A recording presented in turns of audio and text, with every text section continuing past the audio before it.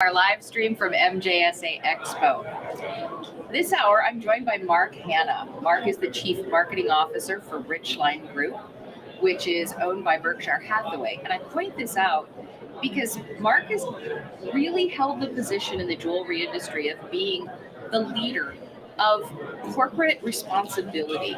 He's been bringing this topic home over and over again for years, and he challenges the corporate end of our jewelry industry to do better, or as he likes to say sometimes, do gooder.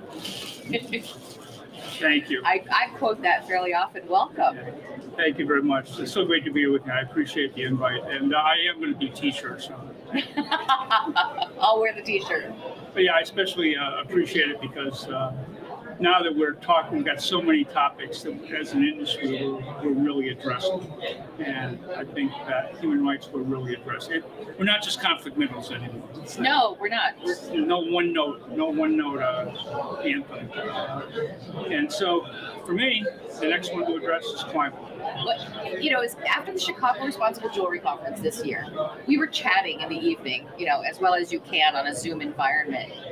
And COP26 was going on, right. And Mark was so impassioned that he was practically like talking over himself to get all the topics out on the table. And what was clear is we're not talking enough about environmental impact of the jewelry industry. So we talked about conflict minerals. Then we've been talking a lot about human rights, and those conversations are by no means done. But we have made progress, and now it's time to really start talking about the environment. Yeah, the COP26 held in Glasgow this year. First of all, that's Conference of the Parties, and 26 means this was the 26th one that was held. Well, why is it called Conference of the Parties? It sounds like saying blah blah blah blah blah. Yeah, I think it's global political correct. They wanted to get all the countries in there. Got it. They didn't want to say, well, the U.S. will be speaking, and so all parties. You know what? When I grew up, I was at a party line, my telephone. Yeah, I was too. Oh, yeah, you would? Mabel, hi, it's Mark. Oh, Mark, you're home from college. It was Conference of the Parties, and it brought together little by little almost every country to this conference to talk about their particular issues, their goals, what they were targeting, and what they were doing about it. And it's really an impressive event. And this one, I think, was the most impressive of all, from my point of view, because it had businesses step up. This wasn't just about having governments step up. This was about having businesses step up. And of course, then net zero became the mantra for this particular conference. And really, it's had a major effect. Not that a lot of companies weren't doing this or weren't on a path, but I think COP26 really was a catalyst that if you're not paying attention, small or big, now's the time. Pay attention. This is just how serious it is after all these years of we haven't made gains. We have not made gains, and we're no longer arguing about whether or not the climate's changing. No, I mean, the crazy fringe might be, but this is established science. It's changing. Yeah, one of the first people who spoke talked about we can't have a healthy people on an unhealthy planet. That seems basic.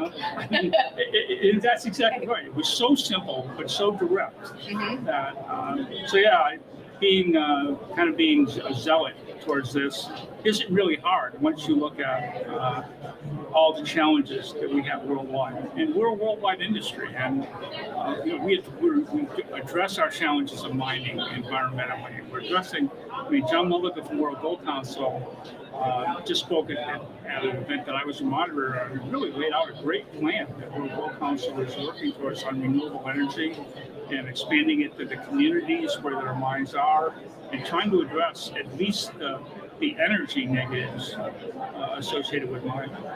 And can you speak to any of those points that he was making and how that affects us as an industry? Well, I think the most important points he was making were energy. That energy use at the mines? Energy use at the mines, making that negative or making it at least neutral, but also at the same time doing good for the people, the human factor by having that energy that they brought to that area, that community, stay there. Okay. So, and why it's there, aiding that community and them having services that require energy, and this would be renewable energy. So whatever they're using, this improves the community as well as improving the mine. It's really impressive. And is it large mines and small mines, or primarily large mines at this point? Well, ever since they've now started to support artisanal, I asked them exactly the same question. He said that they were going to roll out 3 major projects, and then at that point, yeah, they were hoping to, take it down to the levels of communities and the levels of small mines. And I think I'm not totally accurate maybe with this statement, but that a lot of the small mines were not very far from the large mines, so they were going to actually benefit from this early on. Interesting. Now I'm kind of extrapolating here, but couldn't there be some follow-on benefits to that? For instance, I know one of the reasons it's hard to get mercury-free processes to smaller mines is because they don't have power at those sites, and so mercury is a no-power way to work. So could there be other benefits from having renewable energy readily available? Hopefully, absolutely, yes. I mean, that's a perfect comment because we both work with Toby and mercury-free mining. So that is one of the conversations. Gravity isn't totally energy-free. No, it's not. But yes, so that's one impressive program, and then also Grant Anglin from IPMI, all the refineries. Sort of sorted out a lot of their directions. Green refining is now a comment that is now being worked on, and I know they've had some great success. And, I can't give you details, but I know this is important for them.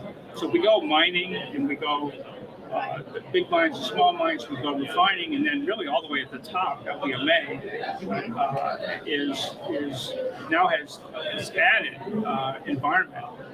Sort of an ESG add to their responsible mining practices. To their code of practices. Is that similar to like an SCS where they're trying to get to like a carbon zero standard there as well? Yeah, they haven't forced members to state a target.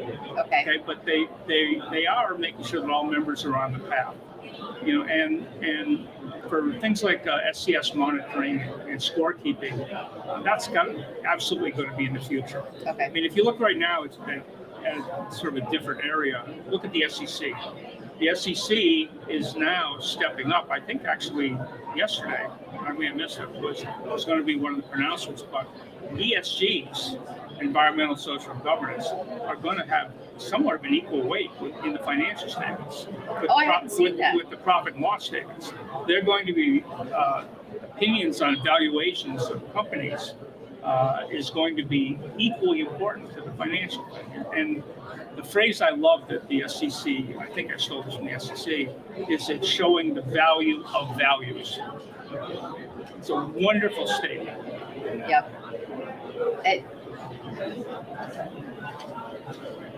I have like 3 questions that are bubbling out of my head right now. So, but you have a couple of other things you want to talk about from there, and then maybe I'll ask some of these questions. I think mostly it's understanding that this is not completely new ground.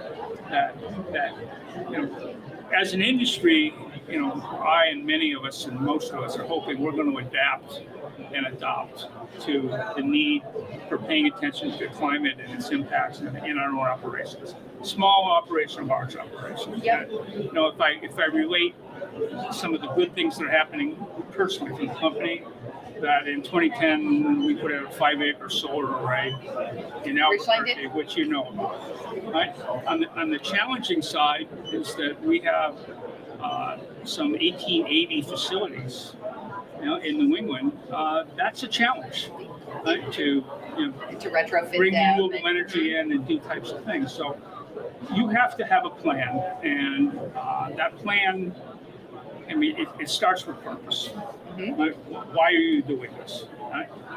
It weaves its way through reputation about what am I getting out of this. Yeah. Right. And I think the best way to say it is that each person's plan is going to be different. But they have to start identifying their risks, identifying their opportunities, prioritize, not what they can do someday in the future, what they can do now. Right? And have that plan step exactly that way. What can I do now? What can I do next? What can I do? And I believe the industry is ready for that. I think that we are taking it on in so many ways. And once again, I said that I was privileged to be in webinars with the group I mentioned, but also the second webinar was with Keurig and De Beers and Richline, you see from the major brands, these are major luxury brands, how important it is with the consumer. And that's the thing I think that people aren't realizing is that there is true consumer pressure now. It's not niche. Yeah, if they're stepping up and they're investing and they're creating the right brand message, they're not going to take a risk in brands like Cartier by greenwashing. It's going to be real. It's real. Did you see the recent McKinsey studies that measured consumer willingness to pay for responsibility? 63 and 70%. That's right. These weren't any longer 30% and 40% numbers. These were high numbers about how important it is. Right? Consumers do care. And by the way, I do recommend if you Google McKinsey and find their recent client report, it's a wealth of knowledge, especially because it takes away the why am I doing this? If the consumer is going to judge you and your reputation is not just on quality and not just maybe on price, but on how good a company you are and how good that brand is to the world, they're going to judge you on that. They will judge you on that. Time to step up. Well, and we're both old marketers, so this conversation about company values and wrapping your story around your values and standing for something and that people connect to values, not just to what you sell. This theme of environmental responsibility is more important than ever when it comes to your company storytelling. I always tell people, do it because it's the right thing to do. But if that's not enough for you, do it because it'll be bad for business if you don't. Yeah, well, and I think the other part of that is that when you do the evaluation of your company, you're going to come up against the word materiality. Mm-hmm. Like, materiality means how relevant is this particular thing to your business and to your customers. Yep. And when you really look at how many of climate-related issues and safety-related issues and health-related issues, these are monumental indicators of how good a company you are. Yep. And people are now are asking that question. And as I said, the SEC is going to start demanding it. The UK already is demanding it. Yes. And there's several other countries in Europe that are also. The EU is definitely ahead of us. Definitely ahead of us on this point. So, aside from that, I'd add that, beyond climate, probably the next most important issue of the least talked about issues is DEI. And that is another really critical issue for the jewelry industry. I mean, what we're talking about is really expanding this whole conversation about responsibility to say this is all about business ethics and character. Yes, it is. So, where we buy our materials from and what happens to the world when we expect, source them, and what we do to the environment in the process of acquiring our materials, but then also how we treat our people and our communities within our businesses, and that's where the DEI comes in. Yeah, and the roadmap to that really is first understand your purpose as an individual and as a company, and then secondly, state it. Do your own code of ethics. Do your own code of conduct. Mm-hmm. If you haven't done this, it's probably the most important exercise you could do, because now you're challenging what you believe from a business point of view. Yep. And your codes of ethics and conduct then become shareable. So, I always say that, we have our family values, and everyone that wants to be part of our family, you need to share our family values, or you're not getting dinner tonight. But that's the process. And then from those codes and from what you believe in, be sure that your supply chain understands that's where you are. If they want to be part of that family, they need to be there too. Not maybe immediately, but they need to have a path. And you're willing to help them. One of the great things about this is it's very collaborative. If you have your goals, then you need to be collaborative in seeing that others around you set those goals. and then you prioritize, and then eventually, to the point you were making a minute ago, talk about it. That's right. Right? There's the work and there's the storytelling. Yep. Right? And the storytelling is equally important. Maybe from a reputation point of view, absolutely important, because you do want people to know. So do it, prioritize it, be happy with it, be gooder, and tell the story. Well, and I think in the process of telling the story, we remind ourselves who we want to be. And there's your virtuous circle, that we keep reminding ourselves who we want to be as businesses. It's kind of marketing circularity. Kind of, yeah. I think about something in our last discussion this morning, the one just before this, I was talking with Christina Miller, and Christina always says, start where you are. Yeah. I think for a lot of people, this is overwhelming. There's so many things that you have, where's my gold coming from? Where are my diamonds coming from? Is it ethical to take things out of the ground? Like, everybody's overwhelmed with all these questions. And she always says, just start where you are.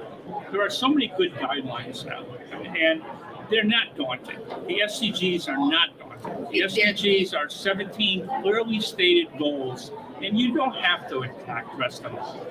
We're addressing 4 or 5, right? And you address those ones that are most personal to you and to your business, but start there. There's great guidance. And I don't think people, what Mark's referring to are the United Nations Sustainable Development Goals, SDGs. And if you go to Google and you type UN SDGs, you can print a poster of what those goals are and put them on your wall and just start paying attention to what the goals are, because they are so practical. And you can find ways to attach them to your business. Yeah, the other thing is that there's a lot of phrases thrown around. I'm guilty of a lot of it. Trustability is my phrase for reputation. Right? But one thing I think I said it by accident the first time, but I've really come to believe it, is that you need to feel it's not about sustainability at your company. It's about sustainability of your company. Right? Yeah. That when you see this as an integral part of growing your business and fostering your business, then you don't see it as a one-off. Oh man, I have to do that now because Gen Z cares. And there's so many studies. Look at NASDAQ did a great study on this too. Yes. About how much better socially good companies are doing, particularly through the pandemic. Yep. Right? And the message there was people are concerned now. There's absolutely heightened care that you as a company or you as an individual are doing the right thing. Yep. Well, look at our, the Great Resignation. If employees aren't leaving companies because they've decided not to work anymore, getting rid of the additional unemployment benefits didn't bring everybody back to work. Yeah. People are leaving companies where they don't feel their values align with the companies. So this is about sustainability and employment as well. Employees want to work for companies they believe are doing the right things. Yeah, and the other thing is, and everybody knows it, we're in a very social world. We're in an easily to communicate world, for better or worse, right? And there is something called cancel culture. Right? Yeah. And cancel culture, CANCL, cancel culture, right? Can be pretty emphatic. It can be brutal. Brutal. That's it can be absolutely brutal. Yeah. TikTok can be brutal. I mean, we're in a world where people can speak directly back to companies, and they do. And coming back to storytelling for a minute, and this is an important point for me. I'm a marketing guy, but if you don't tell your story, somebody else will. And in this world of consumer sensitivities, like, you don't want someone else telling your story. No. Even if they told a different, even if the story they tell about your company isn't necessarily bad, distorting your story distorts your brand. You need to be in control of your brand and your story. So you've got to do the job of telling the story yourself. Yeah, I mentioned the word trustability a minute ago, and to me that's the one word that sums all this up. That from treat your employees right, to make sure your human rights are pristine, to yes, no conflict minerals, and you can document it, and you've got third-party verification. But now, environment, DEI, we've got more things to add to it. It's not daunting, it's necessary. I mean, it's not optional. No, it's not. It's necessary. And it is one of the challenges of being a business owner or a business manager, but it's we accept this as a business challenge like we do any of our other business disciplines. I had Lisa Garris, the head of VP of Human Resources for GIA. Yeah. She was on a panel with me yesterday, and she encouraged us to speak about inclusivity first. So DEI is diversity, equity, and inclusion. She wants to speak about inclusion, diversity, and equity, because she said if people arrive at your company and they don't feel included, if they don't feel welcomed, they don't stay. So she always puts inclusion first, and that really sticks with me. That's uniquely a Lisa Garris thing. Yeah, I agree with that. I like that. Yeah. So, and actually, from segue from that is that talking about supply chain, that's also inclusion. It is. It's no good if I set my goals and I'm going to do this and I'm going to do that, even if I do it within my own room or my own home or my own company. It's got to be everything you touch. Right? That it's not just a supply chain. It's a family of ethics. It's a continuous. We talk about chain of custody. Everybody's got a chain of custody. Well, it's a chain of ethics. From the beginning, all the way down to you deliver it to whoever your customer is. Mm-hmm. Well, and we've got some traditional. When I made it to the jewelry industry, it was beginning of 95. And I was shocked at how the jewelry industry didn't talk to each other in the supply chain. There was so much opacity. And so suppliers and their customers were not talking to each other in the way that I was accustomed to in other industries. And I think we need to work really hard to break. It's like it's such a habit in our industry to not necessarily communicate transparently with our supply chain partners.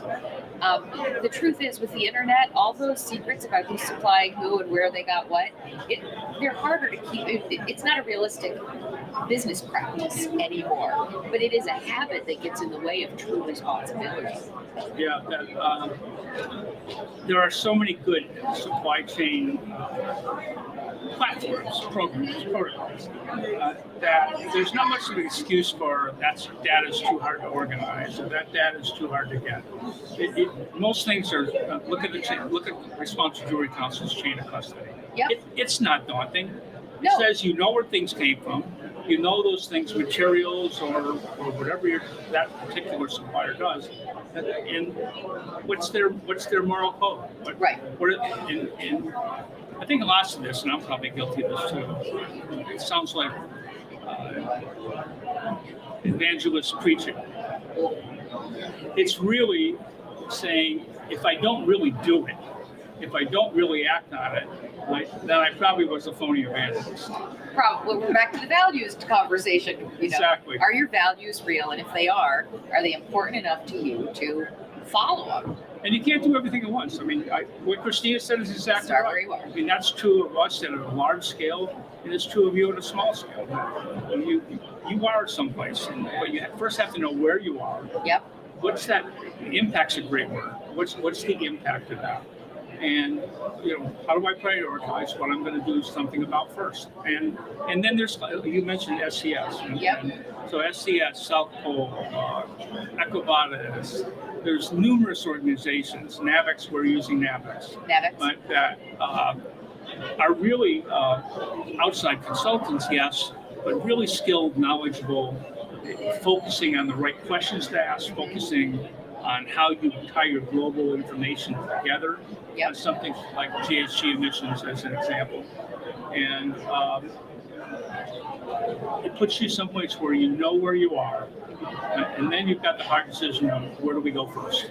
Well, and you don't have to do it all at once. When you're thinking through my environmental impact, my human rights impact, my supply chain impact, my DEI impact, hey, do a laundry list. Like, make a list of all the things you should be doing. We all tackle the process of being more ethical, more character-based people for a lifetime. It's not a process that ends. Then do one thing at a time. You'll be making progress. That's better than not doing anything. Also, as an industry, we should be a little bit proud and use what we've done over the last few years. I mean, I've been in this industry. When was 1972? So I've been around here a while, and I'm so proud of how we've taken on over the last decade, especially. Yep. ethical causes, and I mean human rights in particular. If you read the Human Rights Watch reports, right, started 2000 and read until now, we have a lot to be proud of. We do have a lot to be proud of. We have a lot to do. Yes, but we have a lot to be proud of, and we should build on that. Yeah, and I think obviously that's true with conflict minerals, and laws like Dodd-Frank help that. And by the way, don't think climate's not going to be legislated. Right? And to that point, there's a lot of phrases you hear out there: offsets, credits, carbon costs. In some form, these are all going to happen. So there could be, there's a little bit of a straw man right now, but there could be, you're going to have to disclose the carbon costs in your product and the carbon costs in your material. John Mulligan brought this up at World Gold. Well, it's been talked about in other forums as well. Right, so that in addition to all your regular costs on your bill of materials, you may now have another one. Right? And that might end up actually being real cash flow. It could, yeah. If you have to figure it into your financial statements as a cost, then that becomes, I think it'll end up at the tax level. Oh yeah, it's good. Yeah, I think different governments will address it a different way. I keep my eye on Germany and UK, who are both quite ahead in terms of, Well, Germany has some laws on the books now that everybody's looking at. They don't really have enforcement on them, but they do at least have the guidelines in place to do this kind of, like requiring businesses to start looking at their environmental impact from a financial standpoint. Yeah. And to be on this path, it's not like we don't need any more organizations. I think walls fell down around me by saying that, but but you're right. We have enough organizations now, and there's an organization for everybody. There's like, if you're a small maker, get into ethical metalsmiths. Right. Start working that through with that community. Yeah, I was going to mention them for exactly that same reason. So the good organizations, they're adopting this. They're putting this on their agendas. That maybe it hasn't been, but it will be. And look at it. Look in the mirror. Look at it yourself. Read whatever you can read. There's lots of good stuff. Going back to where we started, COP26. Read about COP26. Read about COP27 that's coming up. Is that an annual or a twice annual? It's been twice annual, but they're trying to speed the next one up. Are they? They felt they had a lot of unfinished business. In the last one, they set a lot of good goals. 1.5 degrees centigrade is still the target, which just says a quick point of information. Since this started being measured, the climate's almost 5 degrees hotter. Exactly. That in America, this last July, in 2020 wasn't bad enough. This last July was the hottest July on record. Right, in North America. Yeah. So this isn't just somebody's idea. Let's do good. Let's do gooder. Right? I mean, this is very real. And there are a lot of organizations that also, I'd say, you can Google them, you can see what they stand for and what they're doing. Probably to me the most important one is SBTI.com. That's the Science Based Targets Initiative. So science-based targets mean this isn't bull. No. Right? No, it's Here's the science. real facts. Here's the real things that you need to measure to see what your footprint is. And just, by the way, I just saw somebody talking about it's not your footprint, it's your handprint. Carbon handprint. Yeah, your carbon handprint. TCFB, CDP, all great climate-focused organizations. Yep. And I guess I'm going to come back and say add SEC to that and read the Wall Street Journal. Pay attention to some of the new valuations. Well, and as a long-time Wall Street Journal reader, just watching the arc of change on the tone of environmental reporting in the Wall Street Journal over the last 10 years, I wish I could graph it. You are so right. Because they recognize, I mean, when the corporate world steps back and says, a damaged climate is actually going to stop all of us from financially thriving. Yeah. They're not. The Wall Street Journal's tone didn't change because of consumer pressure, though that weighs into it. It's changing because an unsustainable planet means unsustainable economies. Yeah. We have a phrase, rising tide raises all ships. Well, it works the other way. It does work the other way too. I say there are lots of good organizations. There are lots of things that you can examine. This is all, even if we're a large corporation, this is very personal setting purposes. It's not just personal to us, it's personal to our employees. Anyone that's been trying to hire during this difficult environment, I can guarantee you a lot of the questioning and a lot of decision making is based upon where you're going ethically and responsibly as a company. And I think that one of the statements that I made at one of the meetings, our internal meetings, one of the young ladies talked about, we don't outsource our responsibility, do we? Right? And I think we were talking about setting up measurements and how we were going to do it. It's another great sentence that we don't outsource our responsibility. You can't outsource your character. Yeah. It's yours. So yeah, I think my advice is if it wasn't enough to do, there is more to do, and it's just not something. Andrew and I go to lots of conferences, and we've been on lots of conferences. Climate's not been a focal point. Environments, other than things like the wonderful Amazon Aid project on a disastrous situation, it's not that there are none. There are some good projects affecting the industry, but nothing quite of the level of looking at climate change, both macro-wise in terms of what the real impact is, but also micro in terms of what can I do. How can I help as a consumer, as a small business owner, as a president of a corporation? It's time. And it's tick, tick, tick, tick, tick, tick, tick. So. It might seem like, I know there are a lot of smaller businesses in our audience today, and it might seem like, well, I can't afford, a consultant to take me through an RJC process or, an advisor on the climate for our company. But all of these acronyms that Mark just went through, they all have standards and resources on their websites, information that you can use, and it's there for free. So the first thing you can do is just start to get informed. And not just so much in terms of, I look at this, we're at a trade show and I've got my plastic bottle here. I promise I've been refilled. I paid more for mine. It's it's not just as simple as, it can be just as simple as recycling, but sometimes I think what we think we know about impact on the environment is it's like scratching the surface. And when you go to those websites of those environmental, the science groups or you've got your list of acronyms there, and I'm never going to come up with them on the fly. But when you go to those websites, you start thinking about your environmental impact in a different way. Yes. And then you look at your workplace in a different way, or you look at your supply chain partners in a different way. So the most important thing you can do if you're not already familiar with all of this is to just go look at the websites, do some research. And like Mark said, look at the UN SDGs. The other thing, we're hearing a lot about net zero, certainly from COP26. You're hearing a lot of corporations making statements and making commitments that'll be net zero by 2030 or net zero by 2050. So I'm actually reading a book right now called Net Positive, right? And the book Net Positive it's from the former CEO of Unilever and a couple of really great environmental writers. And he makes a really interesting point early on. Net positive and net negative are sort of the same. Net negative says don't do any more harm.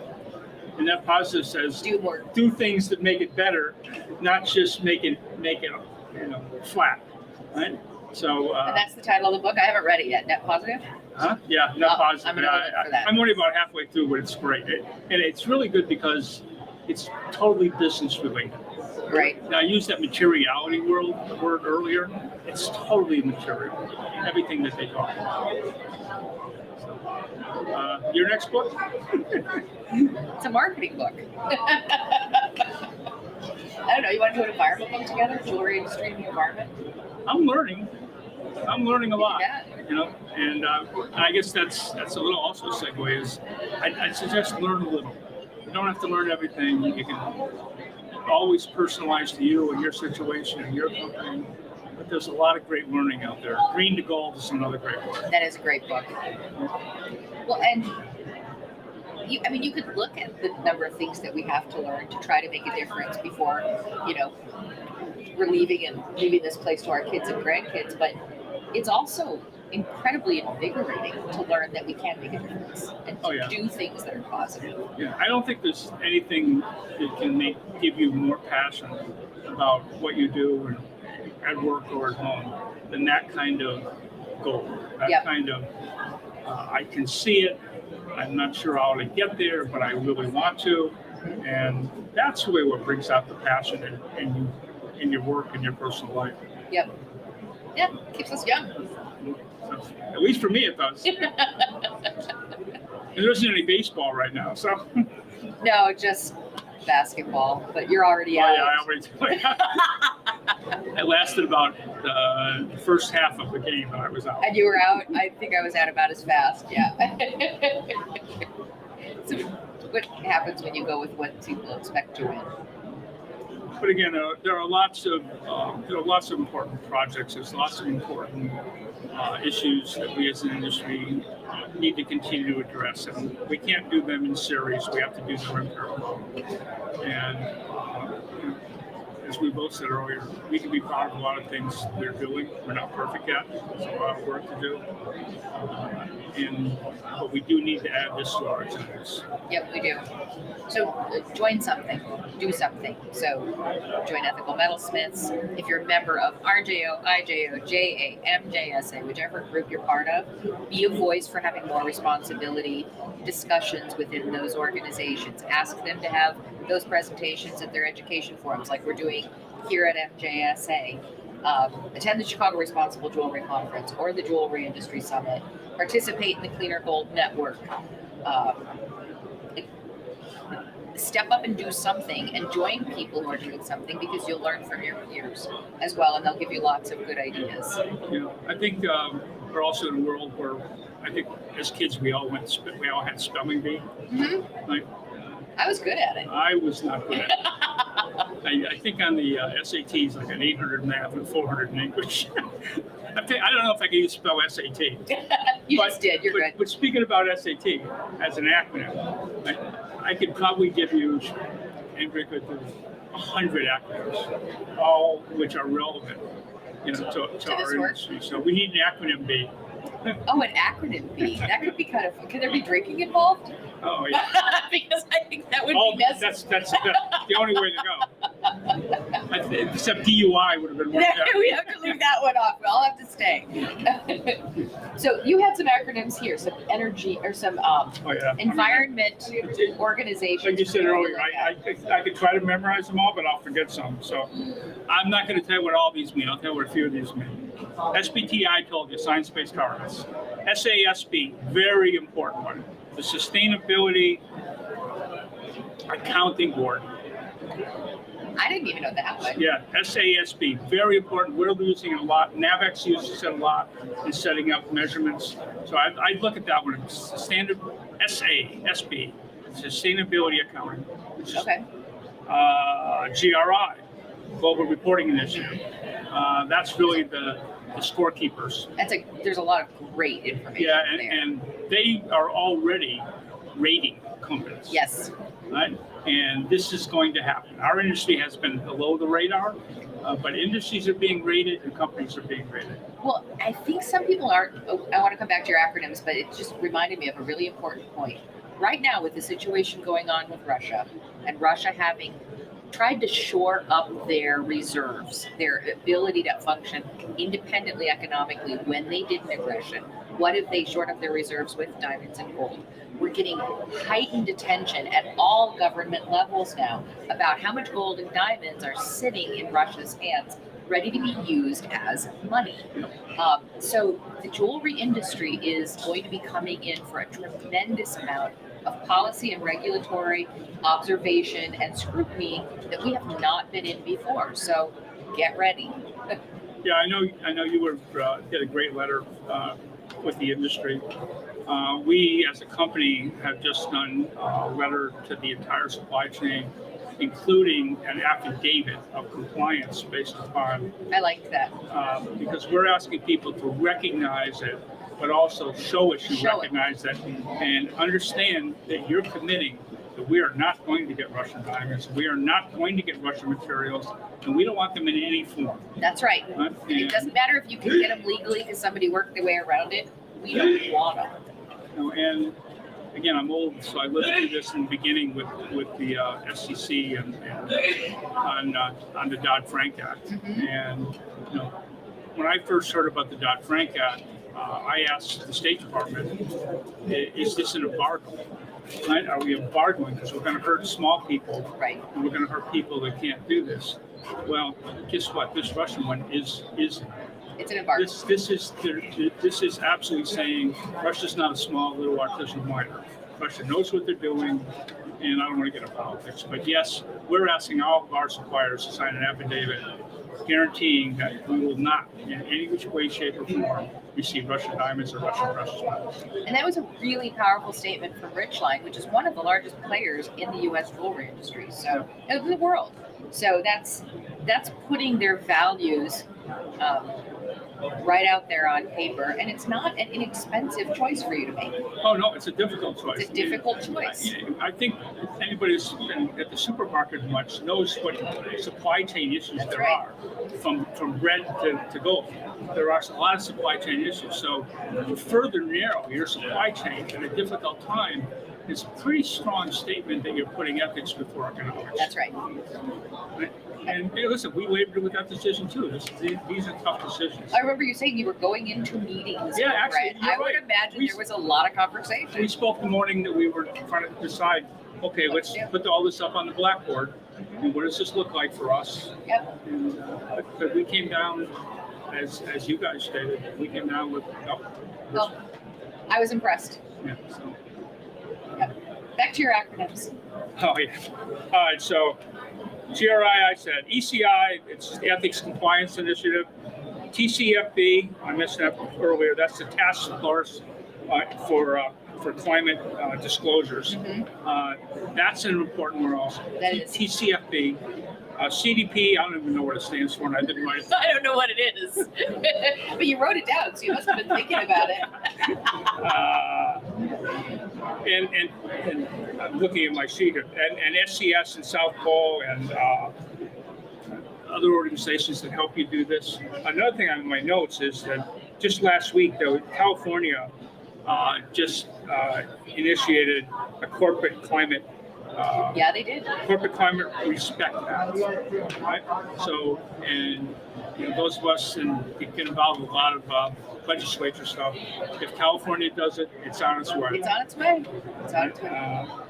So, I said I also have a separate note. You said this earlier.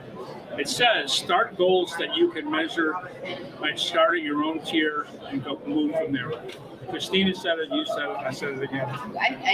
It's just good advice. It bears repeating. I think maybe it's worth talking a little bit more about, we skipped over a little bit quickly, but I really encourage looking at the SDGs, reading them, and I really encourage understanding what ESG means. And you know, if you Google this, you'll get your inbox full for hours. Yeah, you will. You will.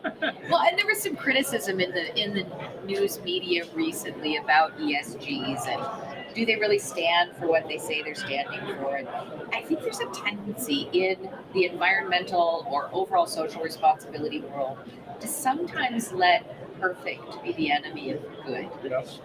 I think there's two enemies. That's the first one. The second one is trust but verify. Right. Because you need to do it on trust, and you need to have enough verification on certain things where you must. To support But that to trust. but to verify everything you do, that's where the costs come in.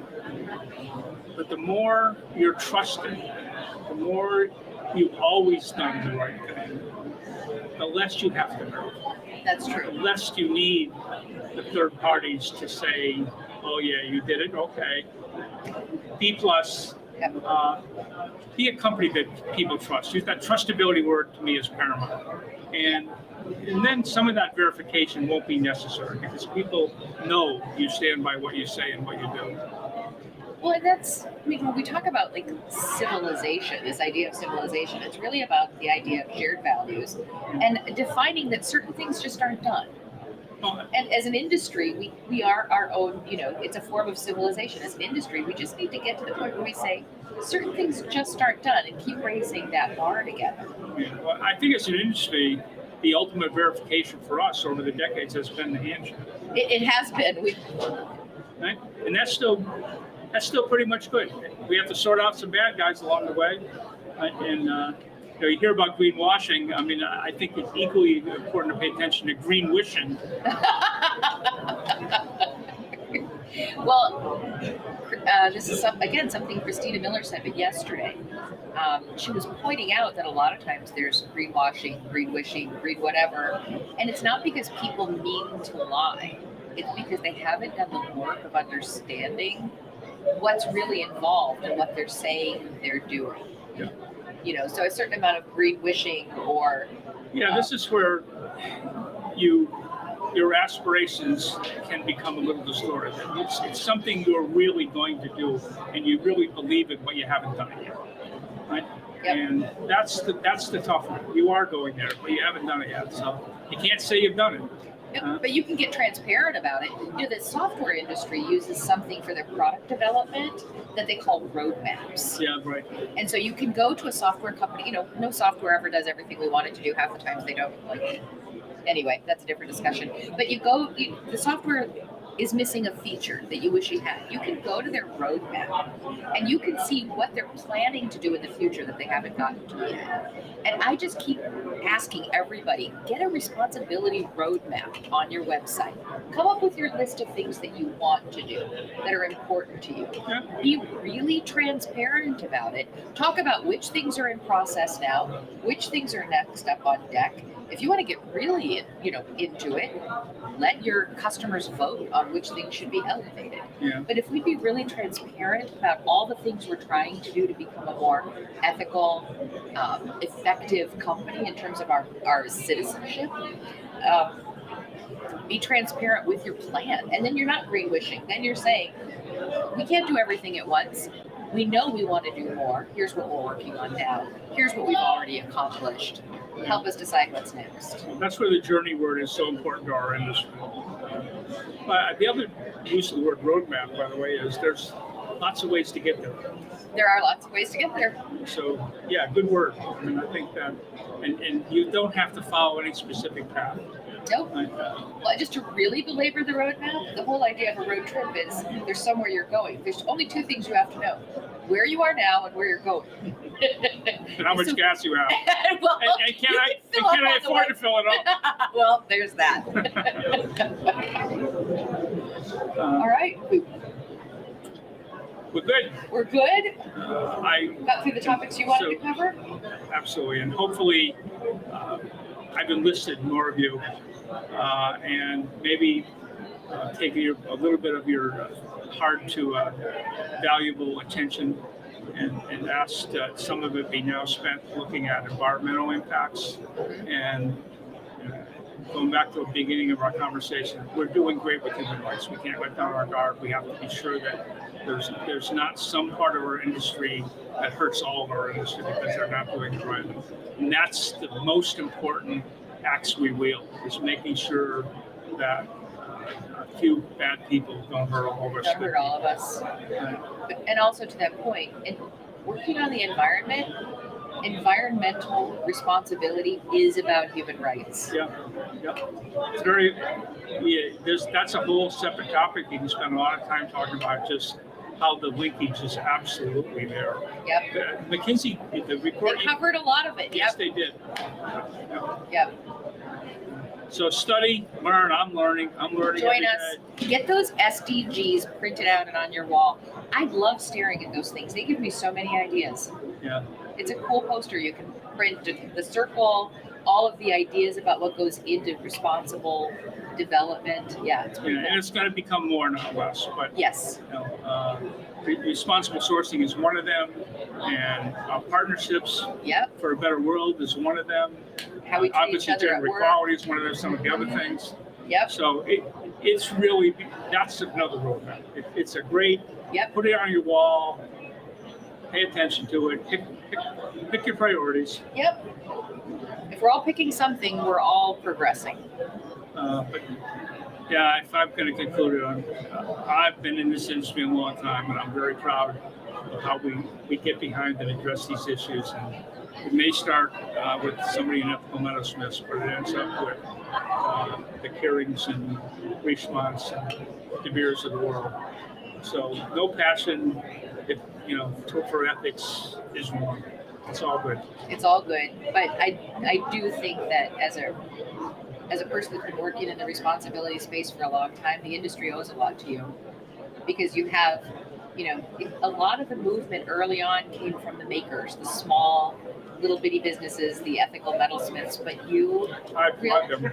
Huh? I applaud I know them. you applaud them. You also picked up the package and carried it into the big corporate spaces where you have a voice and you've pushed. So I have a voice. you do, and you take it into corners where the rest of us can't always get. So Thank you. we applaud you back. Thank you. I have a passion for it. Yes, you do. All right, so we've been with Mark Hanna, the Chief you. Marketing Officer of Richline, and thanks for your time Of course. and Thank for you. all your hard work. I love it. I do. I know you do. So, thank you, everyone. All right, thanks, everyone.